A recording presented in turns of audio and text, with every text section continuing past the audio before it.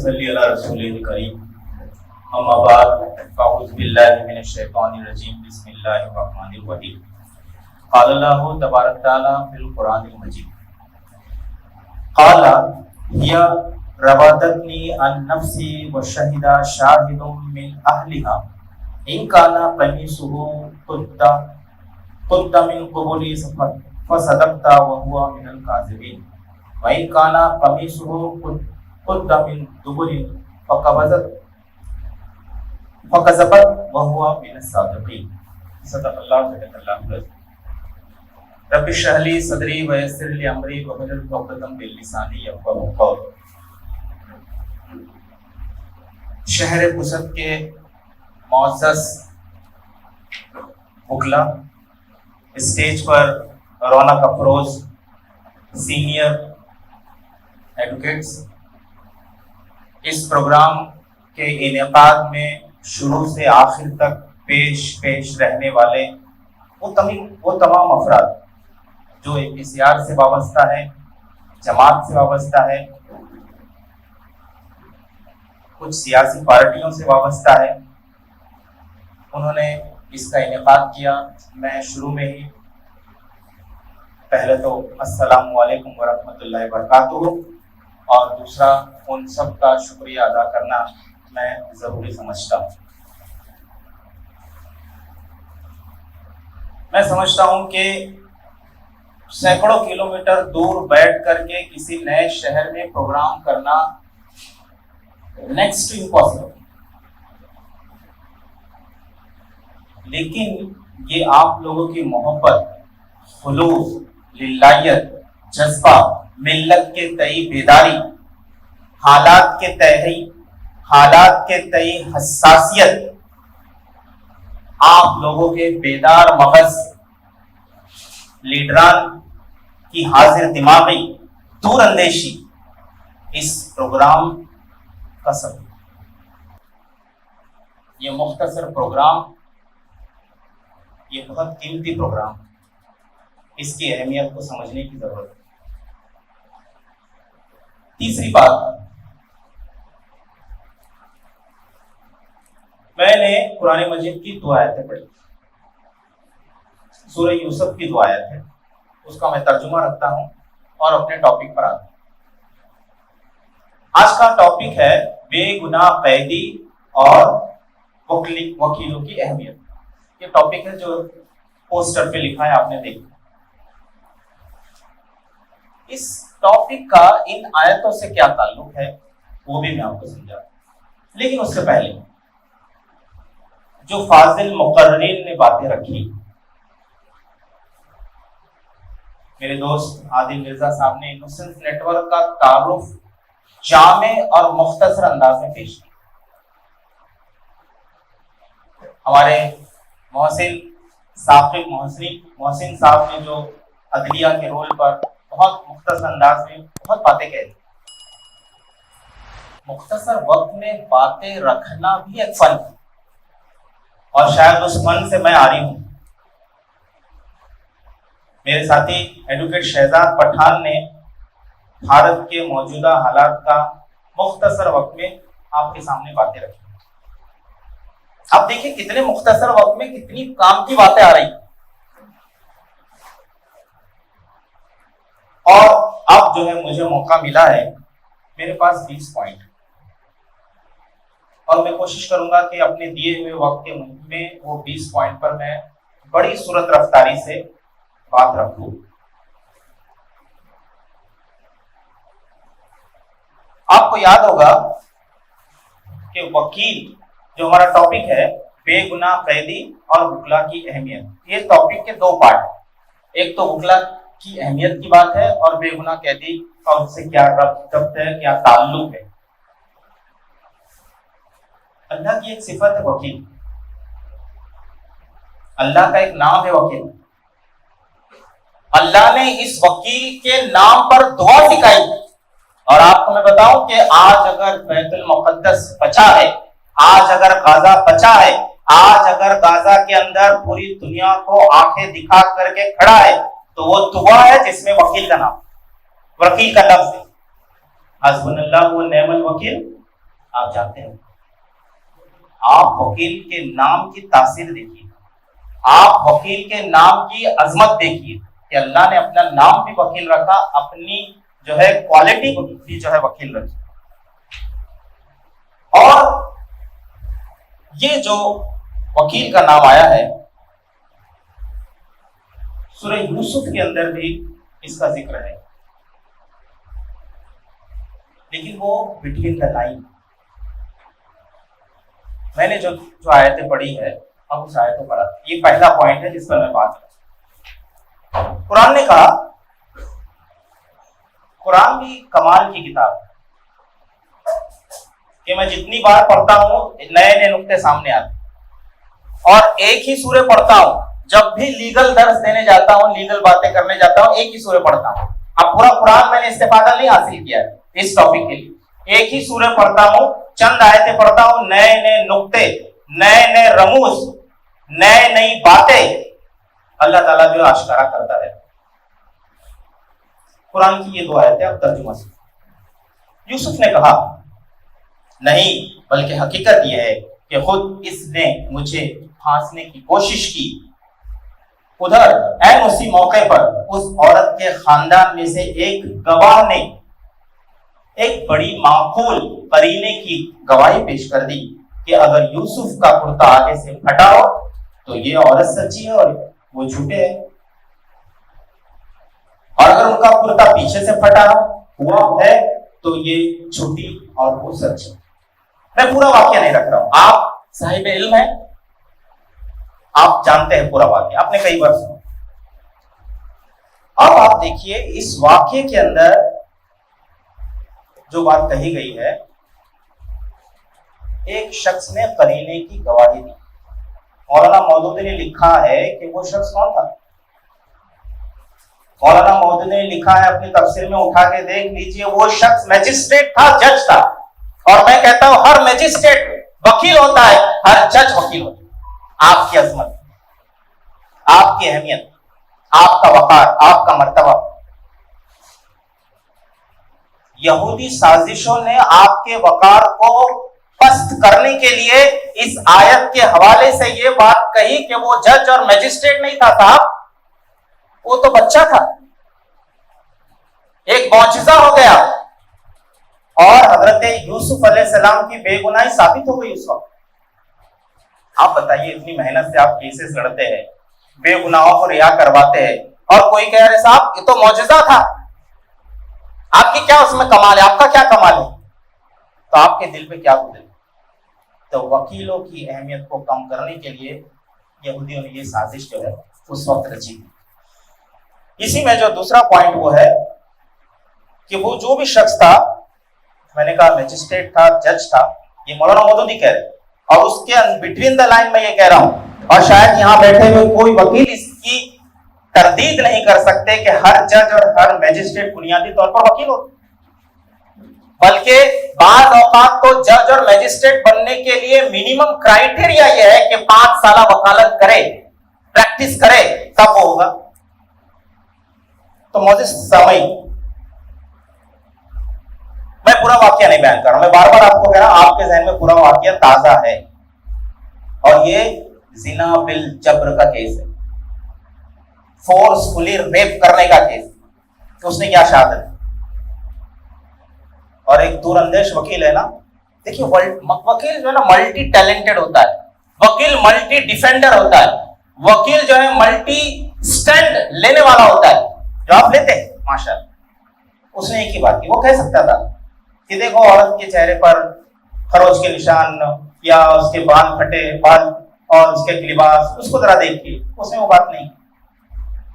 हालांकि जब मर्द किसी को जिना बिल जबर के लिए जाता है तो हाथापाई में उसको नोचता खरोचता भी है, उसकी बाल भी खींचता है, कपड़े भी खींचता है, होता है। उसने एक ही बात मैंने कहा, कुर्ता देखो यूसुफ, इसे कहते हैं सर्कमस्टेंशियल एविडेंस। और आपको सुन के हैरत होगी कि सर्कमस्टेंशियल एविडेंस का जो सबूत कुरान ने दिया है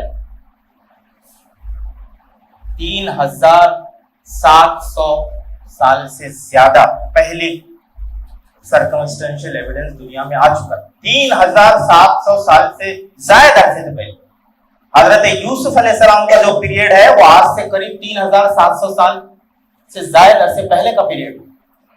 उस वक्त से सर्कमस्टेंशियल एविडेंस का सबूत मिलता है दुनिया में, और ये इतना अहम सबूत है। कानून का एक उसूल है, सब लॉयर है, मैं किसी को सिखाने नहीं आया हूं, मैं बात पर बात पैदा करने के लिए और बात से बात जोड़ने के लिए आया हूं।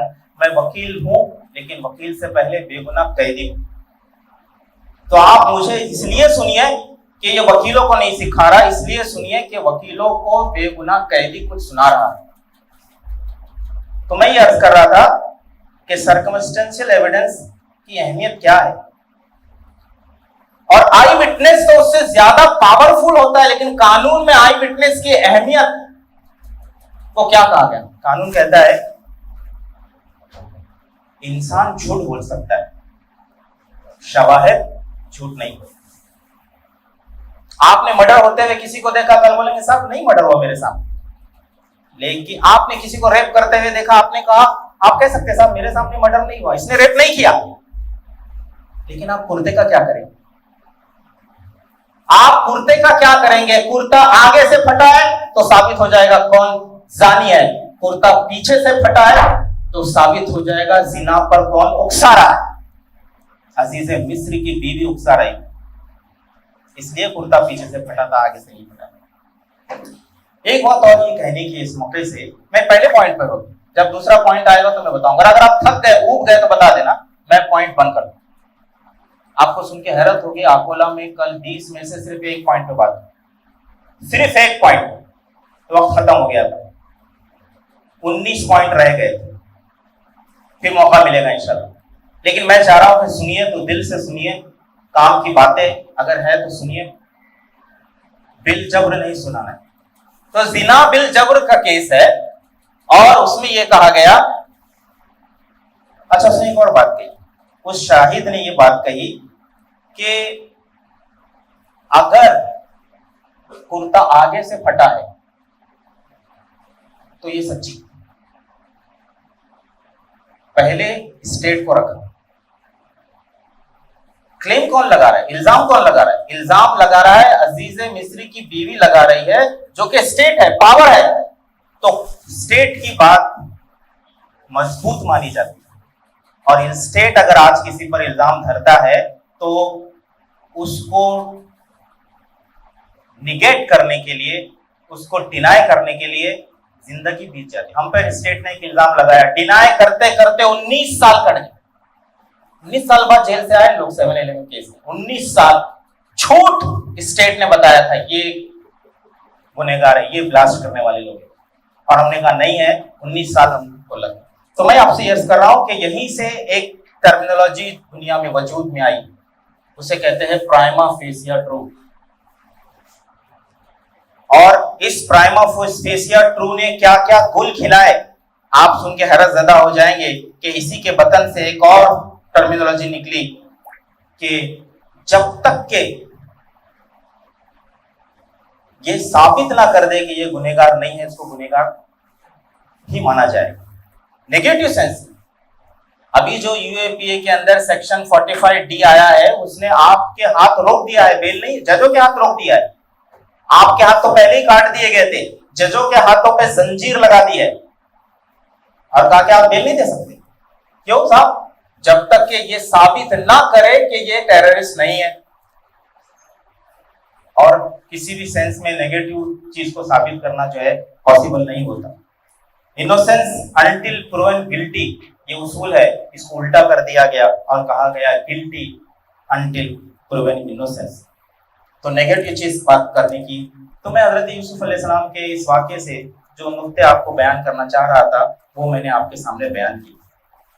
यतीम और यसीर होता है इंसान, बाप मर गया तो यतीम, मां मर गई तो यसीर, दोनों मर गए तो यतीम और यसीर। और मैं कहता हूं बेगुनाह कैदी का अगर वकील ना हो तो यतीम यसीर महरूम हो जाता। शाहिद आजमी हमारे वकील थे, और जिस दिन शाहिद आजमी को मारा गया है उस दिन हम यतीम यसीर महरूम हो। और हमने सोचा कि अब हमारा कौन माई बाप है, हमको कौन निकालेगा? हमको तो निकालने वाले शाहिद आजमी थे जो इस दुनिया से चले गए। आज के हालात में मुकम्मल आजादी अगर आप हमें चाहिए तो हमें कामिल वकील चाहिए। अगर हम चाहते हैं कि आजादी बाकी रहे तो हमें बकाए वकील चाहिए। अगर हम चाहते हैं कि आजादी कोई छीने ना तो हमारे लिए जो है आजाद और बेदार और ब्रॉड माइंडेड लर्नेड और मेहनती वकीलों की जो है जरूरत है। मैं ही नहीं कहता, लोग कहते हैं घोड़ा घास से दोस्ती करेगा तो खाएगा क्या। मैं इस बात के लिए नहीं आया हूं कि आप घास से दोस्ती कीजिए, सारे केसेस प्रो बोनो कीजिए। मैं इस बात की वकालत नहीं कर रहा हूं, लेकिन मैं ये कह रहा हूं कि हालात इतने संगीन है कि कभी कभी आपको घास से दोस्ती करनी भी पड़ेगी। और एडवोकेट शहजाद पठान ने जो बात कही कि जो एस्टेब्लिश लॉयर है, जो सीनियर लॉयर है, जो एक मकाम पर पहुंच चुके हैं, तो उनको सदक़े जारिया की हैसियत से कुछ केसेस प्रो बोनो करने चाहिए और अपने जूनियर के जरिए करवाना चाहिए। इस्लाम का जो उसूल है ना कि इतना पैसा और इतना आपको ज़कात देनी है, तो ये उसूल वकीलों का आज के हालात में बनाना चाहिए। इतने केस है तो मैं इतने केस जो है फी सबिलिल्लाह कर लूंगा। तो मैं समझता हूँ इस वक्त मिल्लत के ऊपर ये बड़ा जो है एहसान हो। अजीज सामाइन, ये दो आयतें हमें ये बताती है। दूसरा पॉइंट है, कानून हमेशा एक जैसा नहीं रहता। जिसकी लाठी उसकी भैंस।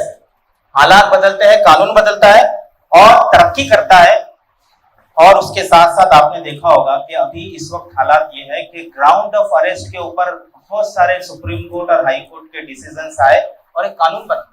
जब मैं अरेस्ट हुआ तो ग्राउंड ऑफ अरेस्ट की कोई वैल्यू नहीं थी, हमें बताया भी नहीं गया, लिखकर भी नहीं दिया, कुछ नहीं हुआ। आज इतने प्रेसिडेंट्स आ चुके हैं, इतनी नजीरें आ चुकी है कि अगर आपको ग्राउंड ऑफ अरेस्ट नहीं बताया गया तो आपको बेल भी मिल सकती है, मिल रही है बहुत से केसेस के अंदर। तो मैं आपसे ये कहना चाह रहा हूं कि कस्टोडियल टॉर्चर एक बहुत बड़ा इशू।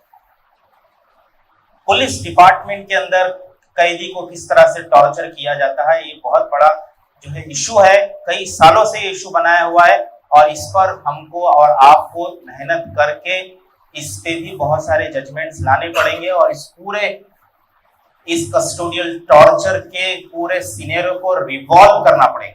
एक जजमेंट आया था, बहुत पुराना जजमेंट है, D K. Basu versus West Bengal. आप जानते हैं अभी एक हाल में एक जजमेंट आया है, Kamal Ahmed Ansari versus state of Maharashtra.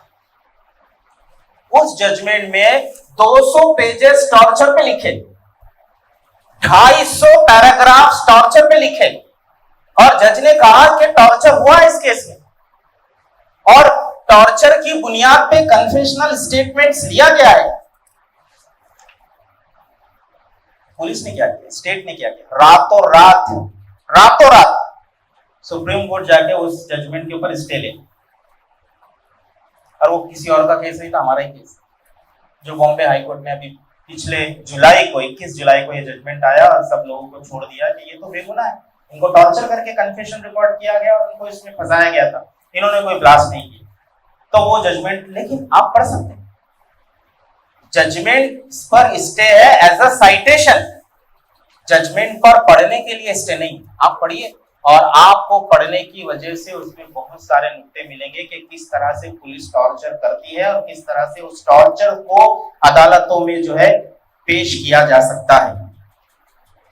फिर मैं आपसे अर्ज करना चाहता हूं कि आपने ये भी देखा होगा कि अदालतों में टॉर्चर अगर किसी कैदी को हुआ है तो आपको बोलना सिखाना पड़ेगा। मैंने तो 2 आयतें पढ़ी है, उसमें पहली लाइन ये है कि यूसुफ ने कहा कि ये मुझे फंसाने की कोशिश कर रही है। अभी वो करीने की शहादत देने वाला शाहिद आया नहीं है, शहादत दी नहीं है, लेकिन जैसे ही पकड़े गए दोनों, अजीज मिस्र ने देख लिया तो फौरन हजरत यूसुफ अलैहिस्सलाम ने कहा कि ये मुझे फंसाने की कोशिश कर रही है। तो ये जज्बा, ये हौसला किसने पैदा किया? मुल्जिम को बोलना सिखाना पड़ेगा आपको, एक चीज। दूसरी चीज ये कि जब तक के मुल्जिम बोलेगा नहीं, आप वकील हजरात उसकी मदद नहीं कर पाएंगे। ये हजरत यूसुफ का क्लेम था जिसने उस क्लेम को, कुर्ते के फटने को मजबूत किया, उनकी बेगुनाही के सबूत को मजबूत किया। अगर हजरत यूसुफ नहीं बोलते, पीछे से फटाए, लेकिन ये तो खामोश है, ये तो कुछ बोल ही नहीं रहा है। बल्कि इसकी पहली आयत में हजरत अजीज मिस्र की बीवी कह रही है कि क्या सजा है उस शख्स की जो तुम्हारी बीवी पे गलत निगाह रखता है। वो कह चुकी, उसने क्लेम रख दिया कि ये मुझको फंसा रहा था, ये जो है नौज़ुबिल्लाह मुझसे जिना करना चाह रहा।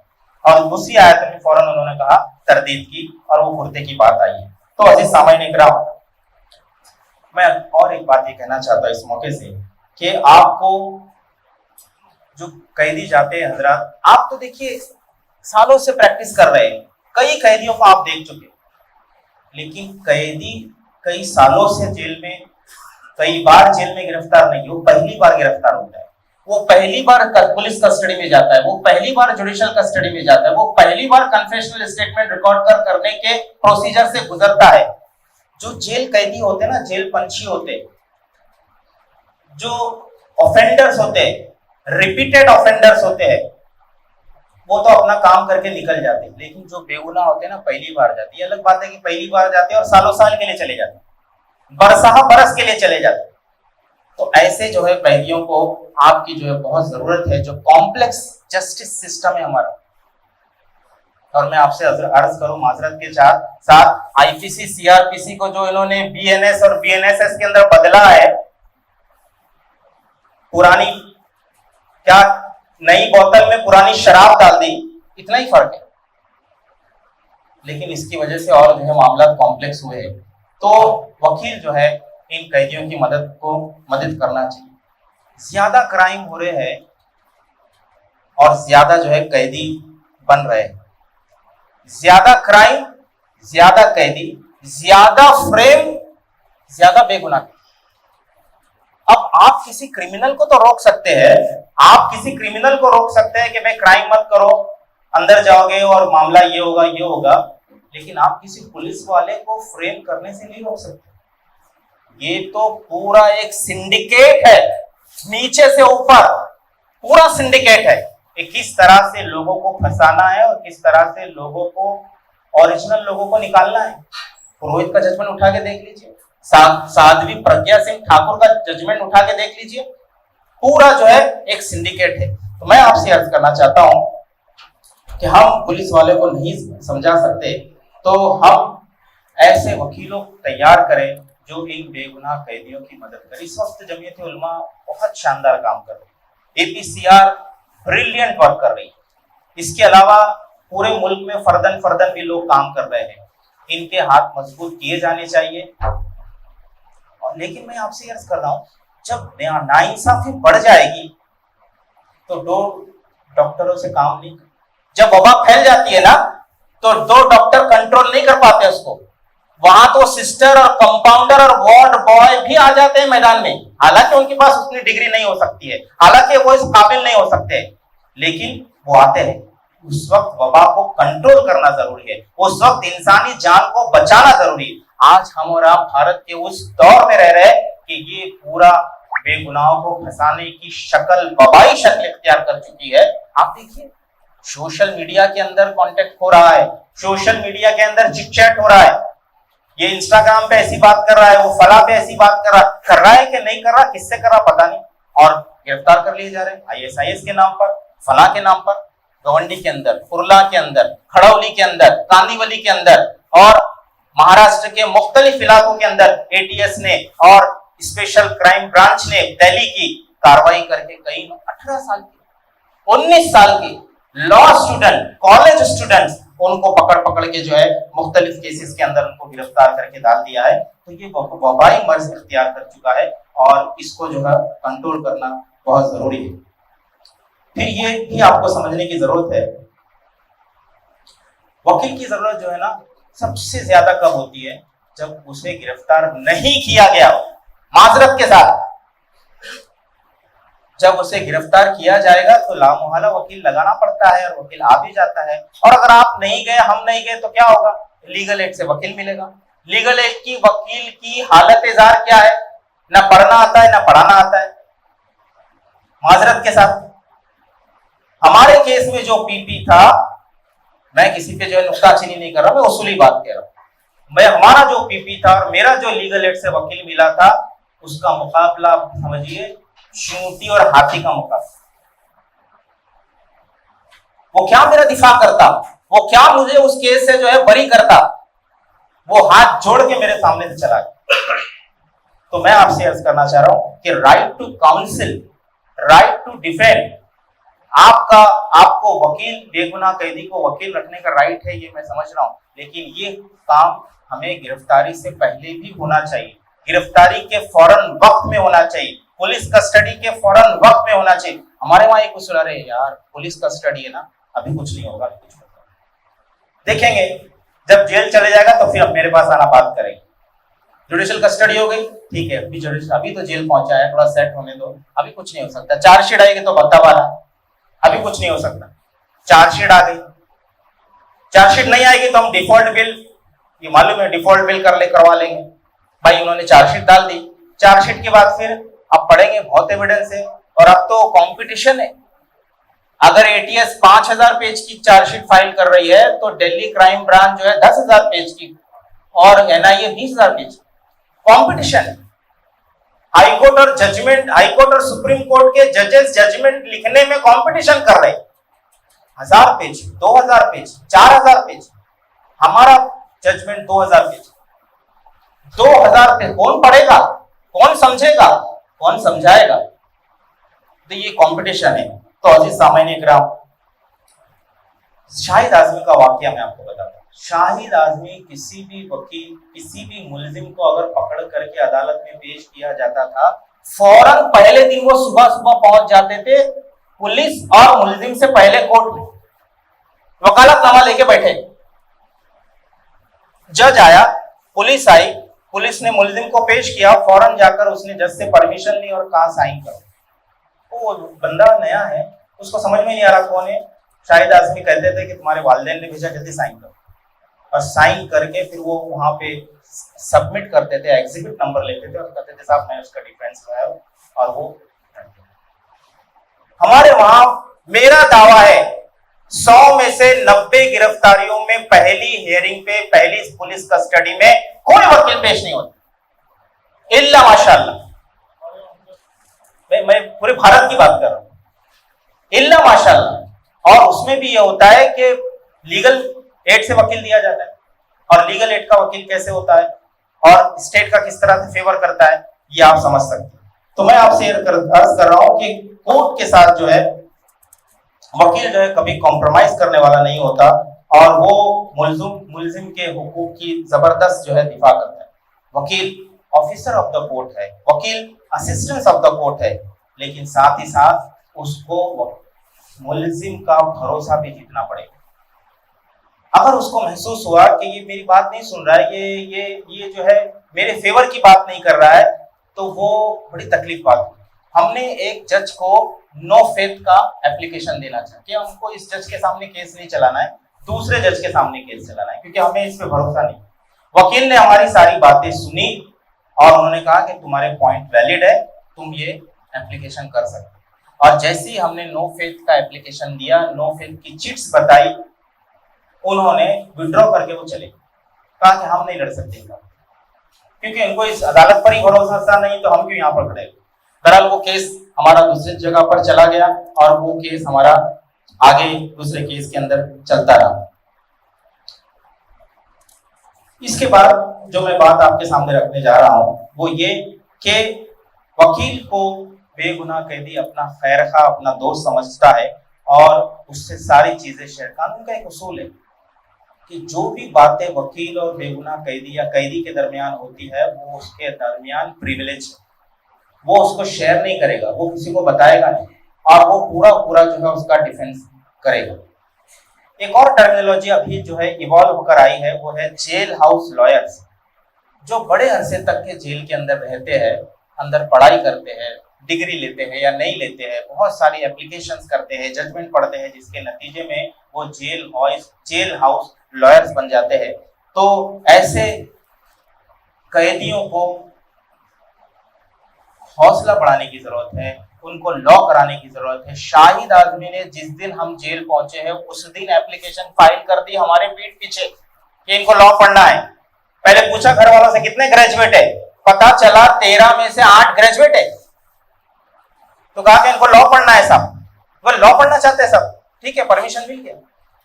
अब उसमें कोई दिलचस्पी लिया था नहीं लिया था वो अलग बहस थी, बाद में लोगों ने पढ़ा। और मैं आपको बताऊं, एक उसमें शहीद हो गया, इंतकाल हो गया, और 12 में से इस वक्त 3 लोग जेल से लॉ डिग्री लेकर के बाहर आए। तो एक वकील लॉ की पढ़ाई भी कराए, प्रोफेशनल कोर्सेज भी कराए, और क्या उसके पीछे मतमय नजर ये था कि भाई किसी तरह से ये लॉ की डिग्री, प्रोफेशनल डिग्री, किसी तरह से ये प्रोफेशनल डिग्री हासिल कर ले ताकि बाहर आने के बाद जो है ये अपने पैरों पे खड़े हो जाए। इसको कौन नौकरी देगा? ना सरकारी नौकरी मिलने वाली है, ना गैर सरकारी नौकरी मिलने वाली है, ना घर मिलने वाला है, ना रिहैबिलिटेशन होने वाला है, ना कंपनसेशन मिलने वाला है। तो कम से कम ये डिग्री रहेगी तो कुछ तो वो केस लड़ेगा और अपना जो है पेट पालेगा। फिर ये बात है कि जो भी बेगुनाह कैदी अगर आपको कोई पॉइंट्स चार्जशीट से पढ़ के देता है तो लिल्लाह उसको ठुकराइए मत, उसकी तौहीन मत कीजिए, उसको झटकिए मत कि ये क्या बकवास पॉइंट, ये क्या छोटा मोटा पॉइंट लेकर आया। एक मिसाल दूं आप, हमारे केस में एक हमारे मुलजिम है आसिफ बशीर खान, करीब में आपके जलगांव है, वहां रहते, उन्होंने एक पॉइंट दिया। उस पॉइंट को बॉम्बे हाईकोर्ट में रखने के लिए कोई तैयार नहीं, कोई वकील तैयार नहीं था, और जब भी बेचारे वो पॉइंट कहते थे उनको तौहीन अंदाज में बिठा दिया जाता था कि आप चुप बैठो, और बाद में पता नहीं वकील को क्या उसने आखिर में रख दिया। और आपको सुन के हैरत होगी, वो मामूली पॉइंट जिसे वकील समझ रहा था, जिसकी तौहीन कर रहा था, वही पॉइंट बॉम्बे हाईकोर्ट के जजमेंट का टर्निंग पॉइंट है, वही पॉइंट बॉम्बे हाईकोर्ट के जजमेंट का ओपनिंग पॉइंट है। मैं उस पॉइंट पे तफसीलात में नहीं जाना चाहता, मेरे पास वक्त कम है। तो मैं ये कहना चाह रहा हूं कि वो जो पॉइंट्स लेकर आए उनको सराहिए, उसको लेकर रखिए। ठीक है, 10 पॉइंट में तो आपको लगता है 8 पॉइंट छोटे हैं, मामूली है, इररिलेवेंट है, 2 पॉइंट भी अगर है तो उसको रखने की जरूरत है। इग्नू के जरिए से अंदर तालीम हासिल की जाती है, उसमें भी लोगों को पढ़ाने की जो है जरूरत है। कंपनसेशन, कंपनसेशन का भारत के अंदर कोई जो है बहुत बड़ा कोई ना कानून है ना बहुत इसके बारे में साइटेशन है, लेकिन कैलिफोर्निया अमेरिका में एक कानून है, उसमें कहा गया कि अगर एक बेगुनाह कैदी एक दिन भी जेल में रहा, साबित हो गया कि बेगुनाह था, तो $140 उसको मिलेंगे। और आपको सुन के हैरत होगी, अगर मैं 10 साल जेल में था और साबित हो गया कि मैं बेगुनाह था, तो आज के भारतीय रकम के हिसाब से 51 करोड़ मुझे मिलने चाहिए। और मैंने कितना मुतालबा किया? मैंने 9 करोड़ का मुतालबा, 51 करोड़ की मैंने बात नहीं। कैलिफोर्निया के, आज की दुनिया की बात कर रहा हूं मैं, आज के दुनिया की, आज के कानून की बात कर रहा हूं, जो दुनिया के किसी ना किसी कोने में राइज है, ठीक है, वो छोड़ दीजिए। 51 करोड़ बनता है $140 पर डे के हिसाब से। मैंने कहा 9 करोड़ दीजिए। NHRC, SHRC और माइनॉरिटी कमीशन सबको अप्रोच किया, सबने कहा कि जनाब आप लेट आए, आपको बहुत पहले आना चाहिए, ठीक है, रिजेक्ट कर। हम बॉम्बे हाईकोर्ट, और बॉम्बे हाईकोर्ट के अंदर हमने पिटीशन फाइल की, हमने 9 करोड़ भी नहीं लिखा, 51 करोड़ भी नहीं लिखा, हमने ओपन कर दिया, जज साहब आपको जो दिलवाना है दिलवाइए, ये आपकी सबाबदीद पर है, ये आपकी दूरंदेशी पर है, आपको दिलवाइए। अभी दिल्ली हाईकोर्ट के जस्टिस मुरलीधर जो है उसके ऊपर आर्गुमेंट करने वाले हैं, और उसकी सुनवाई अगले महीने बॉम्बे हाईकोर्ट में आने वाली है। तो मैं आपसे अर्ज करना चाह रहा, इसमें 3 पॉइंट है, हमारी जो प्रे है उसमें 3 प्रे है। एक तो ये कि कंपनसेशन दिया जाए, दूसरा ये कि जिन पुलिस अफसरों ने हमें फंसाया है उनको प्रोसिक्यूट किया जाए, और तीसरा ये कि हमारा जो नाम सरकारी या गैर सरकारी रिकॉर्ड में जहां जहां पाया जा रहा है उसको हज़फ किया। तो ये 3 पॉइंट के ऊपर अब क्या फैसला आएगा, दुआ कीजिए कि हमारे हक में फैसला आए। मैं आपसे अर्ज कर रहा हूं, छोटे मोटे केसेस के अंदर अगर कोई बेगुनाह कैदी बाइज्जत बरी हो रहा है तो आप लोगों को भी इन 3 पॉइंट के हवाले से अप्रोच करना चाहिए। करोड़ों की हम बात ना करें, लाखों की बात ना करें, लेकिन हमको जाना पड़ेगा। अगर ये मुसलसल चीजें होगी तो मैं समझता हूं कि कुछ चीजें इवॉल्व होकर के, कुछ चीजें जो है मटेरियलाइज होकर के सामने आएगी, और कुछ साइटेशंस और बाकायदा ग्राउंड ऑफ अरेस्ट के तनाजुर में वो सारी चीजें सामने आ सकती है। कैलिफोर्निया की एक मिसाल दूंगा मैं। अमेरिका के एक कैदी है जो 17 साल जेल में रहे झूठे मुकदमे के अंदर, उसका नाम है जेवियन जॉनसन। वो लिखते हैं कि झूठा केस ऐसा ही है जैसे आप पानी में डूब रहे हैं, आप उससे निकलने की भरपूर कोशिश करते हैं, लेकिन पानी भरपूर आपको डुबाने की कोशिश करता है और आप कभी बच जाते हैं, कभी डूब जाते हैं, कभी जिंदा रह जाते हैं, कभी मर जाते हैं। और जो लाइफ सेवर है वो वकील, जो उस बेगुनाह कैदी को डूबने से बचाता है। तो मैं आपसे ये कहता हूं कि आपका रोल बहुत अहम है, इस पर हमको काम करना चाहिए। हुकूमत उनकी, तफ्तीशी एजेंसी उनकी, जो फॉरेंसिक डिपार्टमेंट है वो उनका, कानूनी माहिरीन उनके, जेल अमला उनका, सब कुछ उनका। और जो बेगुनाह कैदी है वो समझता है कि अल्लाह के बाद अगर कोई है तो मेरा वकील। तो वकील की अहमियत, वकील की जो अजमत जो है वो इससे साबित होती है। यूएपी केस में एक डॉक्टर साहब थे पूना के, बाकायदा पीएचडी डिग्री थे, उनको गिरफ्तार किया गया। उन्होंने कहा कि यूएपी केस में, टेरर केस में जेल जाने के बाद रिजेक्शन के इतने वाकयात हुए कि अब तो हर अर्जी तैयार करने के वक्त ही महसूस होता है कि रिजेक्ट, हम रिजेक्शन के आदी हो चुके हैं। और कभी कभी हमको कोई ऑर्डर मिल जाता है पॉजिटिव तो हम जो है खुश हो जाते हैं। तो अजीज सामाइन, वकील ही है जो उन्हें इस तरह के ऑर्डर दिलवा के खुशी का एहसास दिला सकता है। कोर्ट रूम का प्रेजेंस बहुत जरूरी है। शाहिद आजमी हमारे कोर्ट में हमेशा हाजिर रहते थे। अगर उनके पास दूसरे कोई मामला भी आते थे तो वो क्या कहते थे कि वो दूसरे केसेस के अंदर अपने जूनियर को खड़ा करते थे, लेकिन चूंकि हमारा बड़ा केस था तो हमारे केस में आकर के वो खड़े रहते थे। सामीन अकराम, एक वाकया मैं आपको बताऊंगा कि हमारे पीपी, बहुत माहिर वकील, माहिर पीपी, और उसने जब ओपनिंग की केस की, कहा साहब ये तो सब टेररिस्ट है, ये सब सिमी के गुर्गे है और सिमी को बैंड किया गया है और इतने सालों से बैंड है। लंबी चौड़ी उसने धुआंधार तकरीर की। शाहिद आजमी कोर्ट में प्रेजेंस है। अब खड़े होकर उन्होंने एक ही जुमला कहा, all notifications are challenged before the supreme court, my lord bad.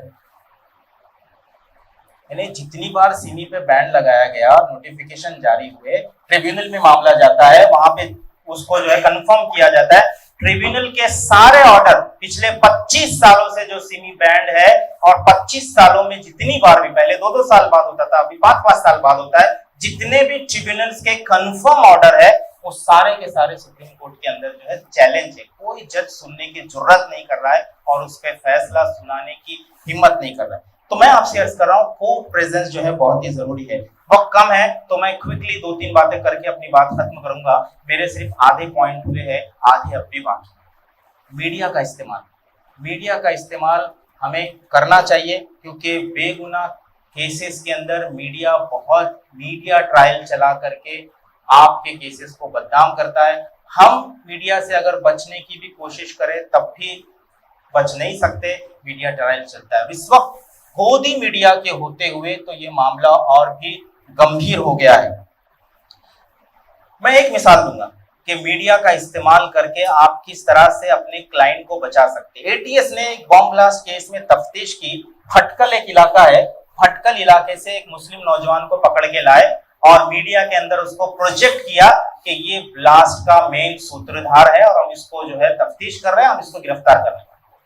उनके वालिदैन दौड़े दौड़े आए। एडवोकेट मुबीन सोलकर, बॉम्बे के एक मशहूर लॉयर है, उनके पास आए, कहा कि साहब हमारा बच्चा बेगुनाह है। उन्होंने कहा कुछ सबूत है तो बताओ। कहा साहब जिस दिन ब्लास्ट हुआ और ये एटीएस वाले कह रहे हैं कि ब्लास्ट के दिन ये पूना में था, साहब ये तो भटकल में एक शादी में था, क्या सबूत है? तो इत्तेफाक से उस हॉल के अंदर सीसीटीवी कैमरे चालू थे, उन्होंने वो फुटेज लाकर दिखाया इमीडिएटली। हालांकि एडवोकेट मुबीन सोलकर मीडिया के सामने जाते नहीं है, कम जाते। उन्होंने दूसरे दिन प्रेस कॉन्फ्रेंस बुलाई और वकीलों के साथ, उनके पेरेंट्स के साथ वो सीसीटीवी फुटेज दिखाया गया मीडिया वालों को। कहा गया कि बच्चे के साथ नाइंसाफी हो रही है, तो अगर इसको गिरफ्तार किया गया, और बाद में एटीएस ने उसको छोड़ दिया। ब्लास्ट के केस से उसको छोड़ दिया गया। तो मैं आपसे अर्ज करना चाह रहा हूं कि इस तरह से मीडिया का इस्तेमाल करके आप बहुत अच्छी मामला कर सकते। जब हम जेल में थे, मैंने बैठे बैठे, उस वक्त के डीजीपी थे पसरीचा, 2006 में डीजी पसरीचा उनका नाम था, उनको मैंने खत लिख दिया, उर्दू में खत। इनकलाब के सफ़े अव्वल पे छप गया इत्तेफाक से। ये बात उनको भी पहुंची, मीडिया वाले वहां पहुंचे कि ब्लास्ट के एक्यूज ने आपको खत लिखा है, आपको जो है फला फले बातें कही, आप क्या कहना चाहते हैं। उन्होंने कहा मुझे खत मिला नहीं है, जो डिप्लोमेटिक जवाब है, मुझे खत मिला नहीं है, मिलेगा तो मैं इसका जवाब दूंगा। वो आज तक उन्होंने जवाब दिया। हम हर साल जेल में बैठकर रिपोर्ट लिखते थे कि हमारे केस में क्या हुआ और साल भर क्या डेवलपमेंट्स हुए, क्या जो है धांधलियां हुई। उस रिपोर्ट उर्दू में लिखते थे हम, उस रिपोर्ट को शाहिद आजमी अंग्रेजी में तर्जुमा करते थे, मीडिया हाउसेस में सप्लाई करते थे और छपवाते, जिसका असर जो है हमारे केस में कहीं ना कहीं हमको नजर आता है। आज उमर खालिद अगर जेल के अंदर बैठ के लेटर लिख रहे हैं, खत लिख रहे हैं, आर्टिकल लिख रहे हैं, तो जहरान ममदानी उसको पढ़ रहे हैं और इंटरनेशनल फोरम से जो इसकी बात आ रही है। आज भीमा कोरेगांव केस के अंदर अगर 16 लोग बैठ करके अंदर शेरो शायरी कर रहे हैं, खुतूत लिख रहे हैं, मजामिन छाप रहे हैं, तो पूरी दुनिया के अंदर उसको जो है पढ़ा जा रहा है, समझा जा रहा है। किताबें लिख रहे लोग, जेल डायरीज लिख रहे लोग। भीमा कोरेगांव केस के तीन मुलजिमन आ चुके हैं, सारे ही आ चुके तकरीबन, एक को छोड़ के 3 मुलजिमी ने जो है जेल डायरी लिखी। तो मैं आपसे अर्ज कर रहा हूँ कि मीडिया का इस्तेमाल करना उनको सिखाइए, मीडिया के साथ साथ उनको जेल डायरी लिखना सिखाइए। अगर आज वाहिद शेख आपके सामने बोलने के काबिल हुआ है तो ये हमारे वकीलों का इसमें कंट्रीब्यूशन है और किताब का कंट्रीब्यूशन, किताब ने जो है बहुत सहारा दिया है। तो मैं, वक्त खत्म हो रहा है और मेरा उसूल ये है कि मैं वक्त खत्म हो जाए तो बात नहीं करता। पॉइंट मेरे पास मैं पूरे नहीं कर पाया अपनी वक्त की बात में, लेकिन आखिरी एक पॉइंट पे रख करके अपनी बात खत्म करूंगा। एक दो मिनट लूंगा। वो ये कि किसी शायर ने कहा था कि कौन इस देश में देगा हमें इंसाफ की भीख, जिसमें खूंखार दरिंदों की शहनशाही है, जिसमें गल्ले के निगहबां है वो गीदड़ जिन से, कह तो अफलास के भूतों ने अमा चाही है। ऐसे वक्त में वकीलों का रोल बहुत बढ़ जाता है, वकीलों की अहमियत दोबाला हो जाती है और एक बेगुनाह कैदी आपको मसीहा की हैसियत से देखता है, एक बेगुनाह कैदी आपको देखता है कि आप उसको बाहर निकालेंगे और जल्द से जल्द निकालेंगे। तो अजीज सामईन, इनोसेंस नेटवर्क की तरफ से ये प्रोग्राम था और हम विक्टिम आइडेंटिफिकेशन करते हैं। हम किसी को वकील प्रोवाइड नहीं करते, हम किसी वकील को फीस नहीं देते कि तुम इसका केस लड़ो। हम विक्टिम आइडेंटिफाई करते हैं और हम एपीसीआर को देते हैं, जमीयत उलमा को देते हैं, हम हौसला बांटते हैं, हम जज्बात बांटते हैं, हम वकीलों के साथ साथ कैदियों को खड़े रहने का जो है हौसला देते हैं। मैं खुद कैदी रह चुका हूं और जेल में एक पल जीना 100 पल मरने के बराबर है। तो इनको जेलों से निकालना बहुत जरूरी है। यूएपीए, एनआईए एक्ट, ये काले कानून जो बनते जा रहे हैं, मजबूत होते जा रहे हैं, ऐसे दौर में हमको जो है बहुत काम करने की जरूरत है। इसी जज्बे के तहत हम यहाँ जमा हुए थे और इनोसेंस नेटवर्क की आवाज पर आप यहाँ पर आए और बहुत देर मुझे आपने सुना। मैं आपका जो है बहुत ज्यादा शुक्रगुजार हूँ। अल्लाह ताला से दुआ है कि अल्लाह ताला हमको और आपको मजीद काम करने की तौफीक दे। इन 2 अशार के साथ मैं इजाजत चाहूंगा। कम हिम्मती से क्यों ना हो तौहीन जिंदगी, इंसान का वकार तो अज़्मे जहां में है। साहिल के सुकून से किसे इनकार है, लेकिन तूफान से लड़ने में मजा और भी कुछ है। तो आखिर दावाना अल्हम्दुलिल्लाह रब्बिल आलमीन।